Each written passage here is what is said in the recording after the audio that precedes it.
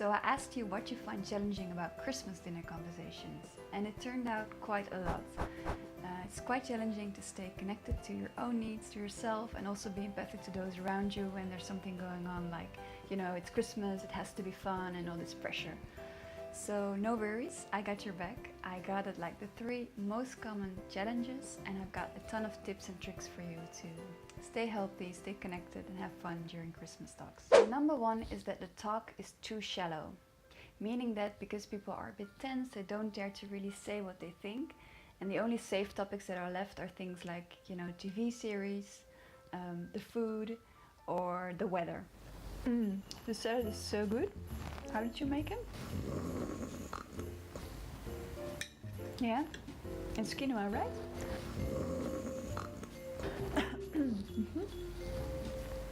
How you boil it? Okay.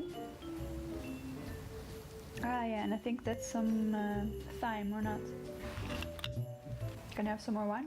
So when this happens, you might feel bored and disengaged, and you might have a need for connection and to know what's really going on in people around you, to really be real with each other. My first tip is to start with yourself. What are you hiding when you sit around the dinner table? What would you like to express actually? So for example, I could be saying something like, hey guys, there's some new people sitting at the table that I haven't seen a lot yet, and I notice I feel a tiny bit nervous, and I would just like to express it and to kind of acknowledge it, and I think I can relax more when I do that. So now I'm curious, how's that for you all to hear?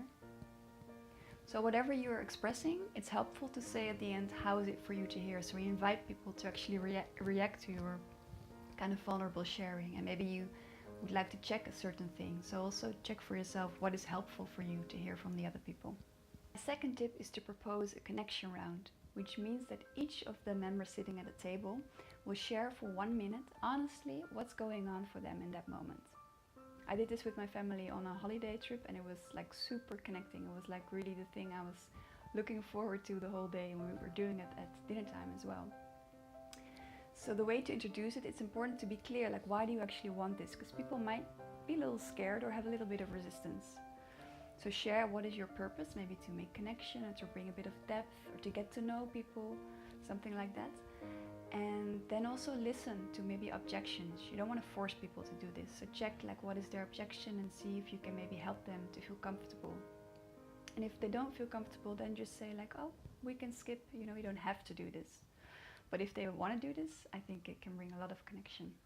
My third tip is for when there's really an elephant in a room. You know, there's a topic that everyone thinks about and no one is saying it. The way to address this is to really give people choice about whether they want to talk about it or not. So what you might do is something like this. Hey guys, I think we're all a bit thinking about Pete since he's not with us anymore, and I wonder, like, do we want to talk about this now or maybe park it for later? This way you can still address it, and it might, you know, release a bit of the tension that everyone might be feeling, and still there's a choice, like whether people want to go into an intense topic or not. The second challenge is that your dinner talk is too heated for your taste. This might happen when some people talk about controversial political topics or personal topics that are triggering other people. Well, you tell me how we solve this problem. Those people are taking my jobs. I'm sick and tired of it.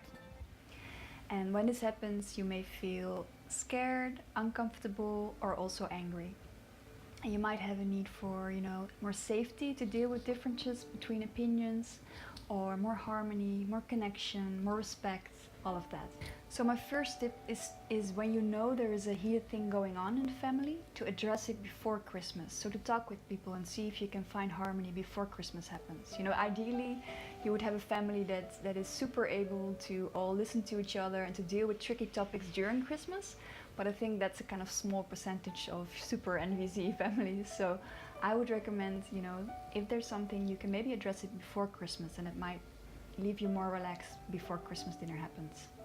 My second tip, if you don't see yourself talking with your family before Christmas, or if you did and it didn't really work out, then at least make sure that you take care of yourself.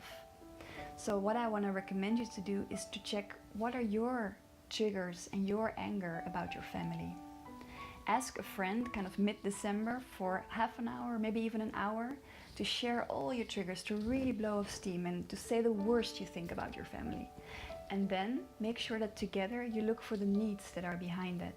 Now the easiest way to do that is to use my need card that you can find on my website. I can send it to you for free, so go there and get it if you don't have it already, the empathy sheet. And if you've done that, you've got your needs, make sure you come up with a few requests, also again to yourself. So this way there's a high chance that you at least are kind of spacious when you sit at the dinner table and all the fire is going on. And my third tip is about how to create choice for yourself on what to do while you're sitting at the dinner table. So first of all, you could say something like, hey guys, I noticed last time we had a lot of political discussions and I'm not enjoying that a lot. And I know that a few of you are, so how about we reserve some time for it? For example, we spend, while we're having the dessert, we spend on the political discussions or the entree or something like that. Or you could say something like, I notice when everyone raises their voice, I find it a little hard to connect with you. So I would like to make a choice together in how we'd like to continue this conversation in a way that is, connecting for all of us. Hey, I notice I feel a little overwhelmed with the talk right now and I want some quiet time, so I'm gonna take a little walk outside, and if anyone wants to come with me, they're welcome.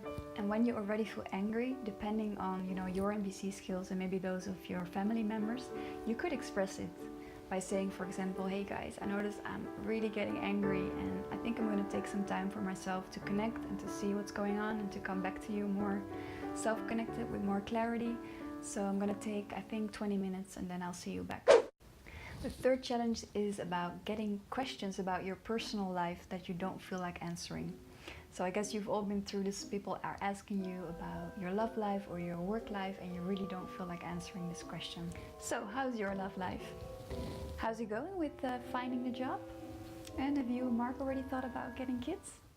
So when this happens, you might feel insecure, uncomfortable, angry, and your need could be something like, respect, safety, self-empowerment, self-confidence. My first tip is to express how it is for you to hear that question.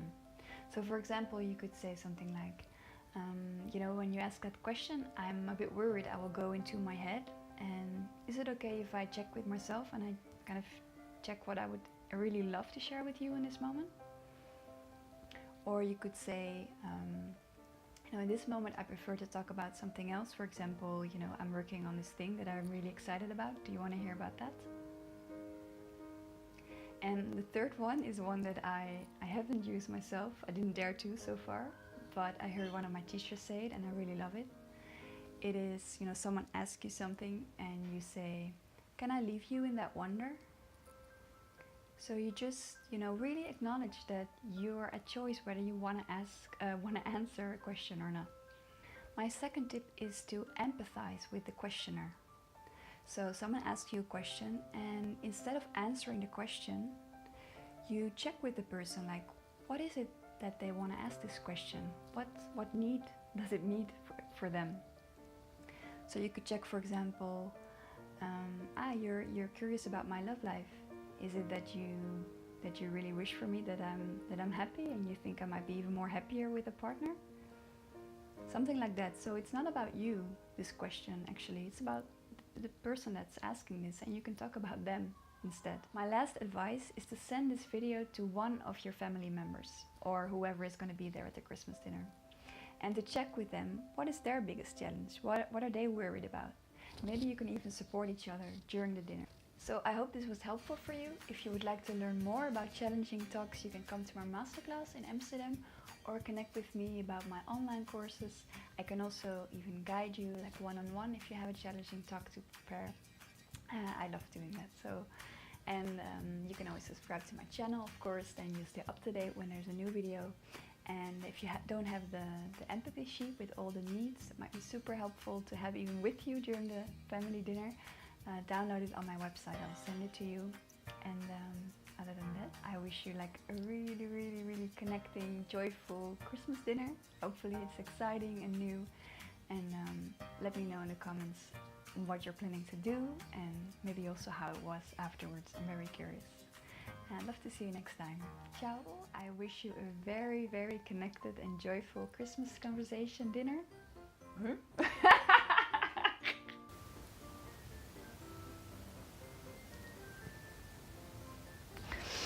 So I hope this was helpful for you. Ooh, I need some coffee, I think.